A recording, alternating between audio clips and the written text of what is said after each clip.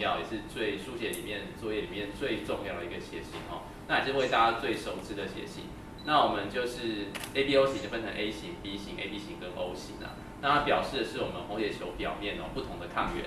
那这抗原之所以重要，是因为它可能会跟血液里面的抗体发生反应。所以如果在不同的血型书写的时候，有时候会发生严重的溶血反应哦。对，那刚因为也有我们有这个朋友就问到我们说，如果说这个亚默癌型会影响到这个书写啊，事实上是不会啦，所以大家不用担心。就亚默癌型它事实上影响的是这种书写反应。那这个是一个图示啊，就是说我们红血球表面它有 A 型或者 B 型的抗原，但是它中间其实是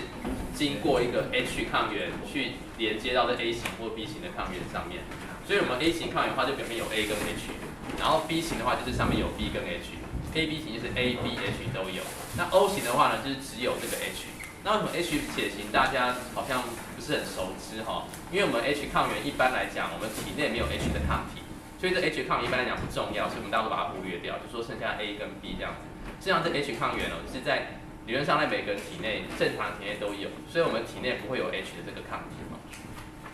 所以我们再跟大家总结一下刚刚的这个说法，就是说我们 A 型里面就是说红血球表面有 A 抗原，那血浆里面有抗 B 的抗体，因为它不会对抗自己，所以它是对抗 B。那 B 型的就是说它血球表面有 B 抗原，那血浆里面是抗 A。对，那 AB 型的话呢，就是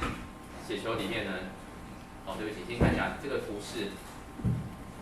就是 A 型的里面血球上面是 A 抗原，那血液里面就是抗 B 抗体。那 H 的话就是每个人都有。那 B 型的话就是呢，血球表面是 B 抗原，那血浆里面就是抗 A 的这个抗体，所以看 B 型它会去抗 A 的血球，那 B 型不会抗自己，那 A 型的话就去抗 B， 然后 A 型也不会抗自己，对，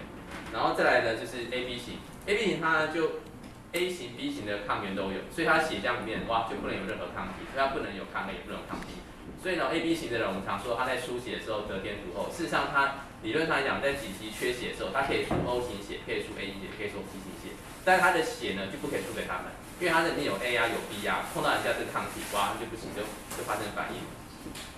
那 O 型的人就是最不爱啦，因为他血球上面都没有任何的抗原，没有 A 也没有 B， 所以他这个血球理论上进到这边进到这边，进到这边都不会被这个抗体影响。但相反呢，他体内又有抗 A 又有抗 B 所以他没办法接受其他3种血型的书写。对。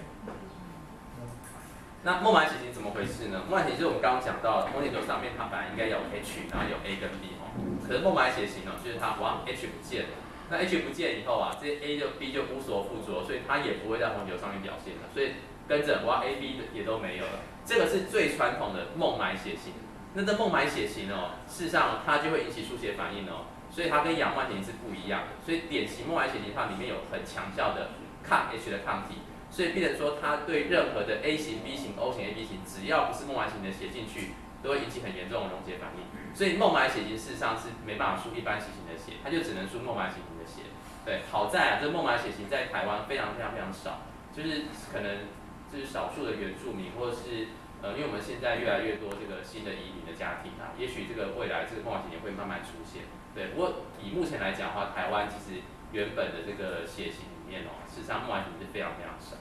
应该是目前是没有看到实例，所以就是孟买血型的人体内因为有这个 anti-H， 就是抗 H 的抗体。